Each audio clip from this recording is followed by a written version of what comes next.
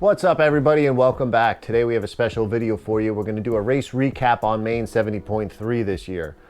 It's a phenomenal race, one of my favorite races that I know about in the Northeast area for 70.3 events. I think it's important to just take a look back at the day. I wrote a blog post about it. It was a fantastic day. I really meant to make a video earlier on, but as soon as we got back from Maine, we were 4 weeks out from Ironman Chattanooga and things just rolled right in and time slipped away. But I think it's important to just revisit good days, races, days you can learn from things. So in the future, or even other people can benefit from the day you had and the experience and maybe learn something before they go up there.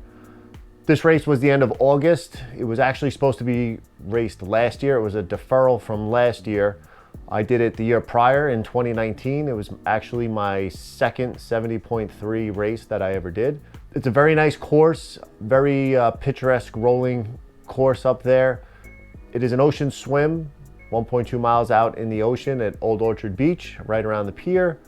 You get into transition, head out into the bike, which is a phenomenal bike course, very beautiful. Some rolling hills, about 1,800 feet of elevation. Coming back in, you get on the half marathon. Cool thing about this course is part of the actual run course on the couple loops that you're going to do go into a couple miles of actually packed down trail. So there is some, firm dirt running on there. It kind of breaks up the run a little bit. It is a hilly, or rolling hilly, I should say, rolling run course as well. So if you practice some hills in your running, you'll be fine leading up into this race. And it was a perfect segue this year to defer into this year because it was 4 weeks before the Ironman and the training would have been there. We're a little past that point of 70.3 distances in training, but it was a great day to just get out there. It was actually my first, or mid-distance I should say, like real triathlon since everything had shut down last year in 2020.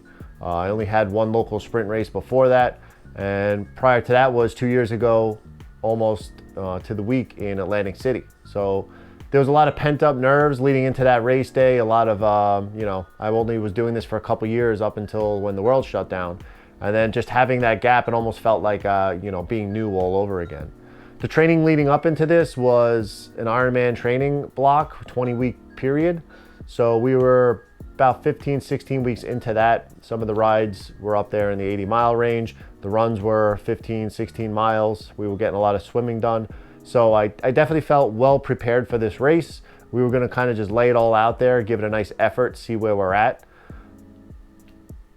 This race back in 2019, when I did it, I had about, I believe it was a 5:13 time on it, which was a PR at the time. I did PR after that at Atlantic City a few weeks later, took a few minutes off of that. So it was just a good judgment zone to see where I was at. I really wanted to aim for 5:30 on this race. Time-wise, would have been just nice to break that because I wasn't sure where I was at with everything. With obviously a second goal of PRing and a real big, a stretch goal of maybe like going under 5:10 if I was able to PR it. Would be really awesome, I think, for that course. Leading up into it, again, it's in the Northeast, it's in the southern section of Maine. Coming from Long Island, it's about a 5-hour drive. So it's definitely like a gem by the ocean as race-wise for Northeast people. I highly recommend it, especially if it's only a day trip to get up there, a 5 to 8 hour trip to get to this race. I think it's just phenomenal. I think everybody should do it. As well, Old Orchard Beach itself is a great family fun town. We stayed at Hidden Pines Campground. I'll put the link to their website in the description of the video. We rented a camper the time before on this site. Somebody delivered it to us. Here now they actually have a few rental properties. We were heading up there and we were gonna race with a few local teammates. We all rented some of these properties, these brand new properties right next to each other. The great thing about this campground is the bike will actually pass the front of the campground entrance on its way back into transition, and both loops of the run coming out of transition, about a mile out of transition, pass the front of the campground. So if you have family, kids, and they want to be there and support you, all they got to do is walk to the entrance of the campground. They can see you, go back in, go in the pool, and wait for you to, come back and pass by again. So we were prepared. We tapered a little bit, headed up to Maine a couple days before the race. Everything was checking out. I was feeling good. We arrived with very hot weather up there, a little hotter than I was anticipating. Maine is typically a little cooler of a race. The water temperature can be in the mid to high 60s. So that was Thursday. We arrived. Friday morning, me and a friend Jason went out and reconned some of the bike course. The bike course actually changed this year from 2019. It kind of goes in a different direction up there. They actually label this course as a 54-mile bike course. That's just the way it shakes out with the mileage, so you save 2 miles on that. We got out there, a little bit of a bike ride. I think we went out a half hour back, nice and easy, just check out the roads.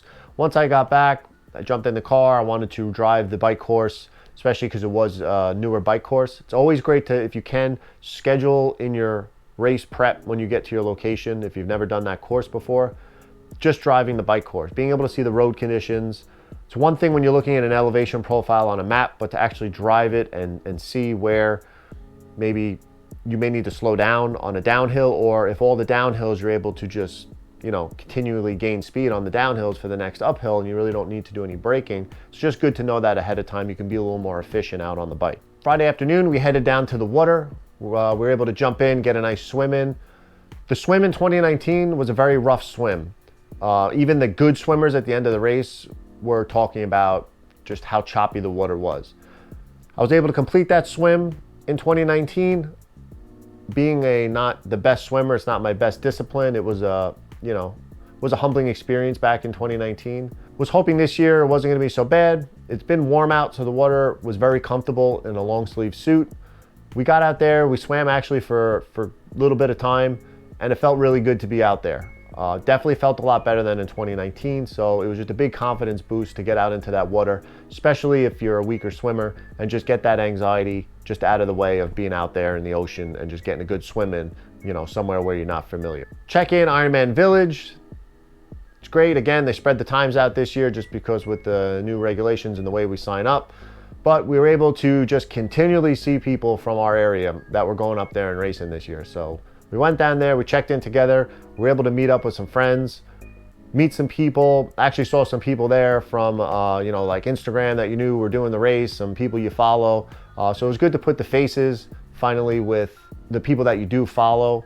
I did run into a guy named Carlos, which was up there. He's actually setting the Guinness World Record this year for most official 70.3 distance races done in 1 year.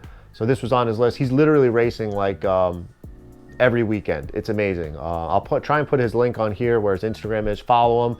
He's raising money for a great cause and he's just crushing it. The guy's an absolute beast. So be able to meet him up there and finally put a voice to the face was pretty cool. It was great to just be in the village again, that vibe, that atmosphere. Things were, just amping up to be an exciting race day.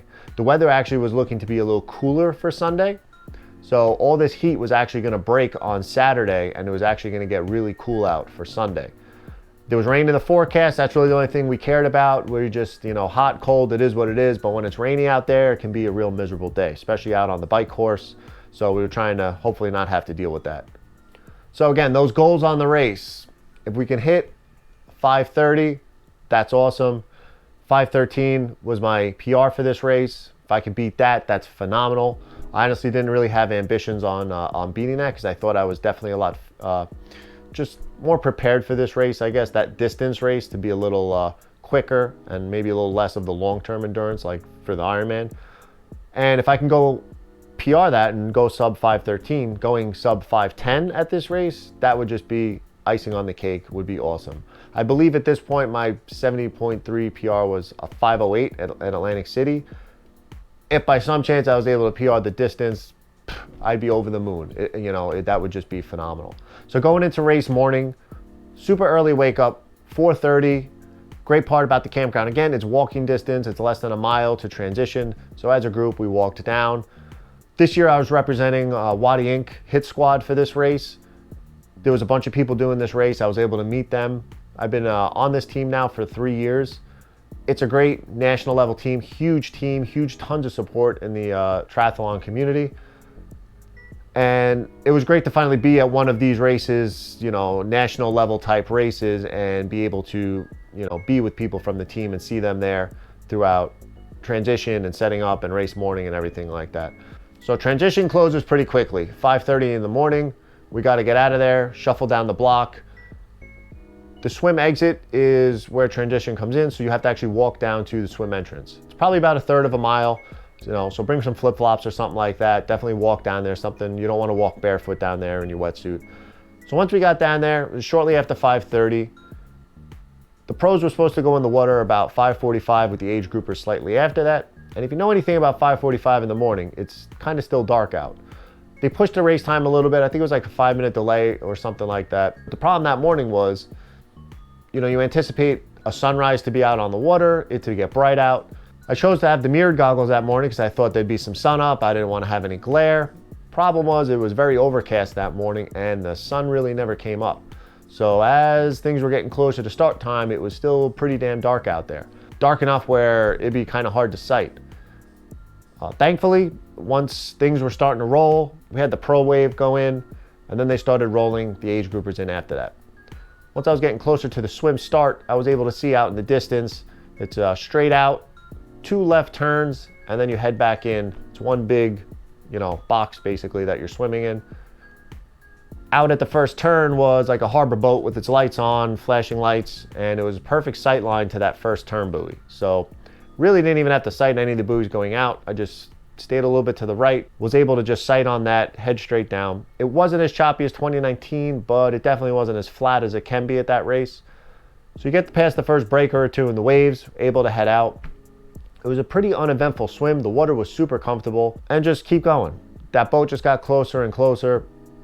Made that first left turn. Thankfully, again, down at that next second left turn buoy was another boat with its lights on. So I was able to just sight that. I really didn't have to worry about too much about following the buoy line. Again, stayed a little bit to the right of the pack. I think I only really touched 2 or 3 people in the water. It was pretty spread out. Made that left turn to head back to shore. It was just a normal swim.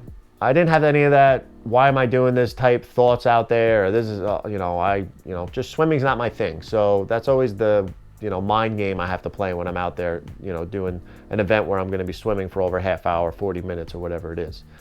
So in my head, I knew my swim time from 2019 was 47 minutes. It was a little longer, a few minutes longer than I usually swim in a 70.3 just because it was choppy out there. Shoreline is out in the distance. We're coming back. And again, beach line came in closer. We exited the water. It just felt like a good swim. It was nothing great, but it was nothing bad. Nothing went wrong on the swim. I was able to, quickly look at my watch as we exit the water. And I saw, I believe it was just over the 40-minute mark. It was 40 and change. I was like, wow, if this is right, we had like a 6 or a 7 minute better swim than 2019. And we had a decent bike and run there, which were going to be tough to match those numbers. But ahead of the game already, we're 7 minutes ahead. So that was phenomenal. So that really motivated me hitting the transition. I was super psyched, ran in, had a quick transition. Again, I pride myself on my quick transitions, in and out, become efficient with that. That's just time lost to me. So did my thing, get on the bike, jump out, and head out on the bike course. So crunching the numbers after, transition time, T1, shaved a minute off of my 2019 time. So overall, when I added it up, it was about a seven and change minutes ahead of 2019 at this point. I was super motivated after the swim, jumped out on the bike, just tried to get in a groove. I knew nutrition was gonna play key today. It is cool out. The problem with being cool out is you're still gonna sweat and you don't really feel as thirsty as if when it's warm out. So stick to your plan. I had my Infinite Nutrition bottles. I have 3 of them that I take on my 70.3. If you look at one of my videos, my prior videos, 70.3 nutrition video, I followed that again to the T. I knew I'd have 3 bottles on the bike, 1 per hour. I probably wouldn't finish the 3rd bottle if I didn't need it, but I made sure I stuck to it. I just made sure I kept drinking the fluids, got the nutrition in, took the gels when I needed them. It was great to see some people out on the bike course that I knew. They were really crushing it and pushing it, so I had to kind of hold the ego in check. Stayed with the power numbers that I wanted and just kept hammering through. Felt pretty strong throughout the bike. The course is phenomenal. It's just constant rollers. I mean, I don't think you really, unless you have that sharp turn or two on the course to change directions, you really don't have to hit your brakes at all. The only thing I would have changed going forward in the future was maybe wheel choice. I have a set of 60mm clinchers on the bike. I do have a disc and an 80 front. I probably would have brought that. The course, I think, would benefit from that a lot just because of the rolling hills.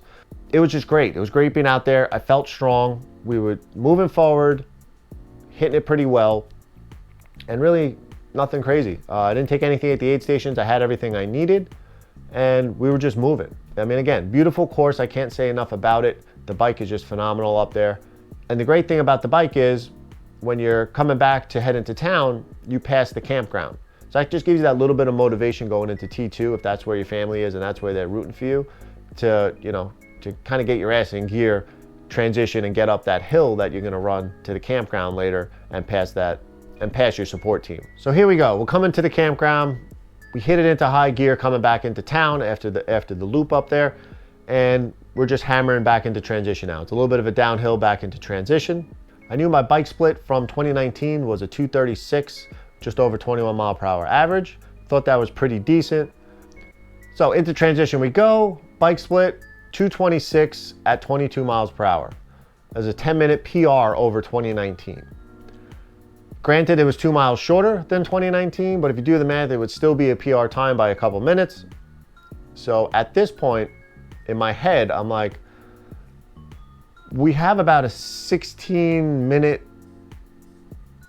17-minute PR over 2019. And if I take that off of the 5:13, we're in this sub 5 hour possible window. Now it depends what I had left for the run. I had a pretty solid run in 2019. If I could hold it together and just run the same pace as 2019 even, it would be a shoo-in for a phenomenal goal, which actually is a goal I had for next year, is to try and go sub 5 hours at a 70.3 distance. Once we got off the bike, just felt great to get off the bike, knew the run was coming, was stoked to see the family out there. It's always electric on the run course. You pass people all the time. There's always people around you. Quick transition. If you want to crunch the numbers on that, I actually beat that transition time by like 30 seconds. So everything up to this point in the day is just going phenomenal. Everything is just executing the plan we had to the T, crushing our prior race time. It's just always about bettering, yourself. That's the only race I have is really against myself. Quick transition, heading out. Legs felt pretty good getting off the bike. I hit the exit chute of transition onto the run, and I see a local athlete, Leah Jansen from Iron Fit Endurance. I had the pleasure of training with her in a group earlier that year when I started my Ironman training. She's a phenomenal athlete. She's a mindset coach. You can follow her on Instagram as well. Hey, how are you? I said, having a pretty good day. What about you? She said, same thing. It's just great to be back to racing. Didn't think anything of it. Kept moving along. Just doing my thing, get in my zone. There's a little climb up to see the family at the campground, give them high fives, keep moving. And things are just flowing right now. I felt pretty good. I did feel some, slight cramps and stuff from the bike, nothing too major. I had salt with me, so that's my plan on the run. I don't bring anything with me. I hit every aid station. It's usually every mile. I usually do a little bit of salt before each aid station. Gatorade Endurance, water, every aid station, stay on top of that nutrition. I did hit the nutrition perfect on the bike. I was able to take in everything I needed to take in, including a little extra right at the end, just to fuel myself for that beginning of the run. Get a couple miles in, I make the turn into the trail section of the loop, and I hear a voice behind me. Somebody, called out to somebody, saying hello. Leah was still behind me. I was like, oh, you're still there. We came out of transition together. She goes, yeah, I'm just following you. You're setting the pace. And the pace at the time was pretty hot. It was a low 7 pace coming onto the run for the first couple miles. I was like, oh, well, that's a lot of pressure on me because I know she can run. But we both felt good. She was telling me how her day was going. We kind of got next to each other and we started talking during that run for the next probably 10K. Back and forth, it was great. It kind of just made it feel like a training run. It really helped pass the time out there. So I cannot thank her enough for entertaining me, I guess, on the run, because your mind can really start to play tricks on you when your body starts to get tired. And we just kept moving along, pushing, mile after mile. Sometimes I'd look at the splits on my watch, sometimes not, just kind of running by feel. I was at a pace where I thought I could hold it for the entire half marathon, and we hit the second loop. Same thing, we got through the trail section. I said I'm gonna probably hold back just a little bit in that trail section because it is single file in both directions. You can waste a lot of energy getting around people on those single track trails. On the way back out of the trails, she must have had more in the tank. She crept around in front. We got out of the trails with about 3-4 miles to go, and you know, she took off down the road. So I was able to keep her in my distance for a while. She kept me honest. I kept the pace going pretty quick. That last mile though, she just had tons of energy left. She took it, ran all the way to the end. It was pretty cool to see her, you know, just keep running like that. I probably had a good solid 12 plus miles before just the fatigue set in. I wasn't able to really start keeping that pace, but there was only a mile to go. Anybody, you can do anything for 1 more mile. That's, you know, that's my motto. 1 mile left on the run, keeping a steady pace. The finish line, you know, is about half mile down the road, which seems like forever, but see the finish chute, and you can see the clock up on the top. And it's always a little off because the clock starts at the finish line when the first person goes in. So your time isn't, you know, you could be 10 minutes off of that time. But when I saw just over 5 hours, it was, I think it said 5:03 on the finisher time up there. And so that's 5:03 from the first person that went in. And I knew I had at least a 10 or 12 minute wait to get in the water at the beginning. And I knew at that time that I was like, wow, I'm pretty sure we just went well under 5 hours at this race. Through the finish line, family was there, high fives, phenomenal finish line. Cross the finish line, take a deep breath, try and get the wind back in my lungs, you know, hit the stop button on my watch. I didn't really know, I knew I went under, but I just wanted to chill, relax for a minute. When I was able to finally check my time, it was a 4:48. I cannot tell you the feelings that you have when you know you've put so much work into something. And even though this wasn't my A race, but the amount right then and there, I had the confidence level I had for the race coming up in 4 weeks. My first Ironman just went through the roof. I was just able to take 25 minutes off of this race time from 2 years ago. And that's working through a year where there were no races. It was on you to have the discipline to keep moving forward with your passion and the sport that you're involved in, to just be honest with yourself, set those attainable goals going forward into the race. The run time in 2019 was a 1:43. This year was a 1:35. It actually was a PR over any standalone half marathon that I had, which I PR'd the year before.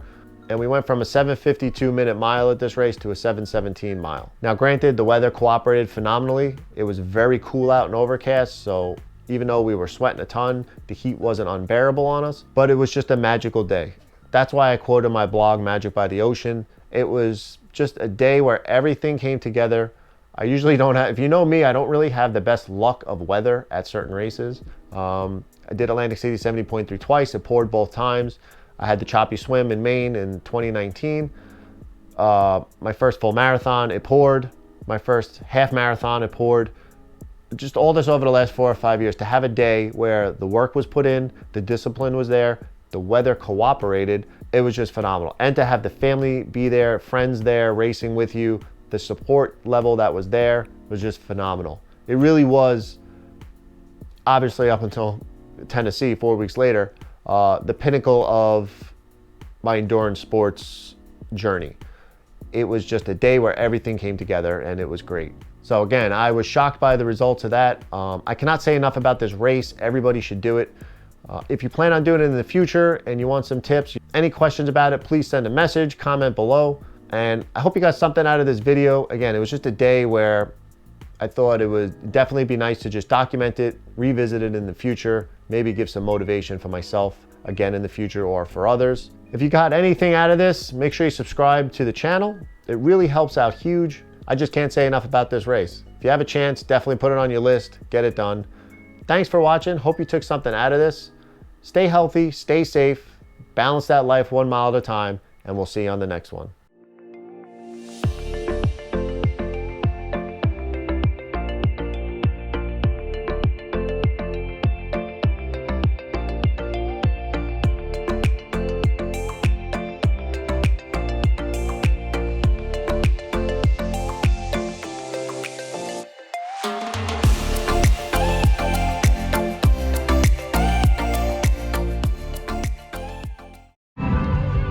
Red carpet, buddy.